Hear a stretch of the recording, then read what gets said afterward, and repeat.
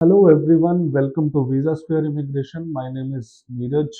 आज हम बात करने वाले हैं कनाडा स्टडी वीजा में जीआईसी क्या होता है, जीआईसी मैंडेटरी है या नहीं है, इसका अकाउंट कैसे ओपन होता है, कौन सा बैंक हमें चूज करना है, कितने अमाउंट हमें ट्रांसफर करनी है और ये अमाउंट हमें पूरे साल में कैसे कैसे वापस मिलने वाली है।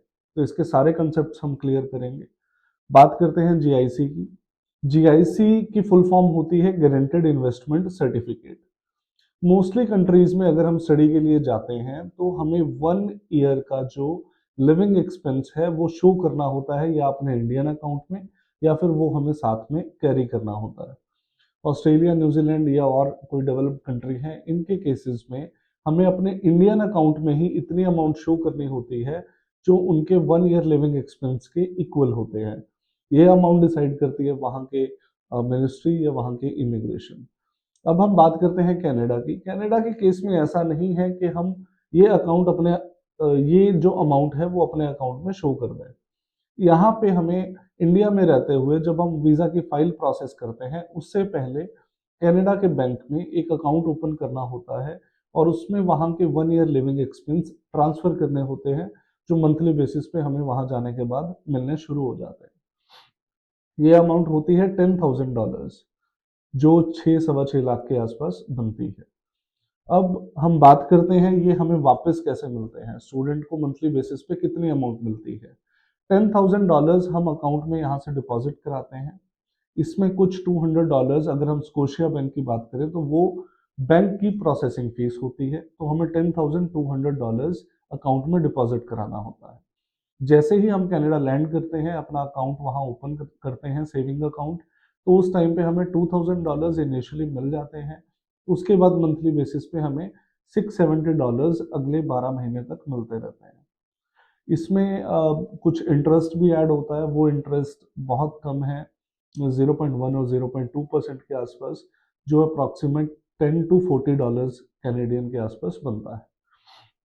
अब हम बात करते हैं ये अकाउंट ओपन कैसे होता है और इसको ओपन करते हुए किन किन चीज़ों का ध्यान रखना है। मोस्टली बच्चे जो अपनी फाइल्स किसी कंसल्टेंट के थ्रू प्रोसेस करा रहे हैं, उस केस में वो ऑटोमेटिकली आपका जीआईसी अकाउंट ओपन कर देते हैं और आपको बोल देते हैं कि इसमें आरटीजीएस या एनईएफटी के थ्रू इतनी अमाउंट डिपॉजिट करा दो। ये अमाउंट हमेशा $10,200 होती है, बट इसमें हम कुछ प्रिकॉशंस ले लेते हैं, कुछ ध्यान रखने वाली जो बातें हैं।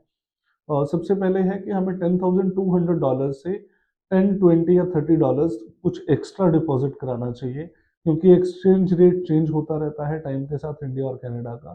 तो उस केस में ऐसा ना हो वो $10,000 से कम रह जाए और हमें कोई प्रॉब्लम आए।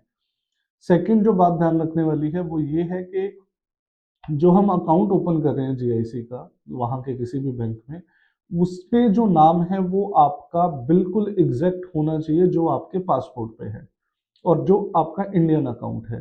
कई बार ऐसा होता है कि आप कनाडा जाते हो, वहाँ सेविंग अकाउंट जब ओपन कराते हो तो आपका उनके पास ऑलरेडी जो जीआईसी हमारा सर्टिफिकेट होता है उसमें नाम कोई और होता है और आपके पासपोर्ट पे नाम कुछ और होता है। तो इस केस में भी प्रॉब्लम आने के चांसेस रहते हैं। थर्ड कंडीशन आ जाती है हमारी, ये किसके अकाउंट से ट्रांसफर होनी चाहिए अमाउंट। तो मैं रिकमेंड करूंगा ये आपके कोई स्पाउस या पेरेंट्स उनके अकाउंट से ना हो, डायरेक्ट ये आपके नाम पे जो इंडिया में अकाउंट है उससे ये अमाउंट आपके जीआईसी वाले अकाउंट में ट्रांसफर हो। तो अगर किसी और अकाउंट से होती है तो वहाँ आप जाके प्रॉब्लम आने के चांसेस रहते हैं। अब हम बात करते हैं कि कौन सा बैंक ठीक है, कौन सा हम चूज कर सकते हैं और कौन कौन से हमारे पास ऑप्शंस हैं। अगर हम ऑप्शंस की बात करें तो बेसिकली हमारे पास 4 ऑप्शंस रहते हैं। वो है एसबीआई, आईसीआईसीआई और सीआईबीसी बैंक और Scotia bank. Scotia bank Nova Scotia bank भी बोल देते हैं। तो अगर हम बात करें आईसीआईसीआई की और एसबीआई की, इनके इंडिया में तो हर जगह पे आपको ब्रांचेस मिल जाती है, बट कनाडा में ऐसा नहीं है। कनाडा की जो मेन सिटीज हैं वहाँ पे आपको इनकी ब्रांचेस मिल जाती हैं, बट अगर आप मूव हो जाते हो किसी सबर्ब्स एरिया में तो वहाँ पे आपको इनकी ब्रांचेस मिलना मुश्किल है। तो इसीलिए हम इनको अवॉइड करते हैं, बट एक कंडीशन में हम आईसीआईसीआई का अकाउंट यूज कर लेते हैं, वो है अगर स्टूडेंट के पास ज़्यादा टाइम नहीं है वीज़ा को प्रोसेस करने के लिए, क्योंकि ये बहुत जल्दी अकाउंट ओपन हो जाता है विद इन 2-3 डेज। बाकी और जो बैंक्स हैं उनमें थोड़ा टाइम लगता है। अब बात करते हैं हमारे बचे हुए दो ऑप्शंस, एक है स्कोशिया बैंक, एक है सीआईबीसी बैंक। कनाडा में हर लोकेशन पे इन दो बैंक्स की ब्रांचेस बहुत इजीली मिल जाती हैं, इसलिए हम इन दोनों बैंक्स में से कोई प्रेफर करते हैं। जो हमारा स्कोशिया बैंक है, इसकी फीस है $200, अपनी प्रोसेसिंग फीस है, इसलिए हमें $10,200 नोवा स्कोशिया बैंक में कराने होते हैं।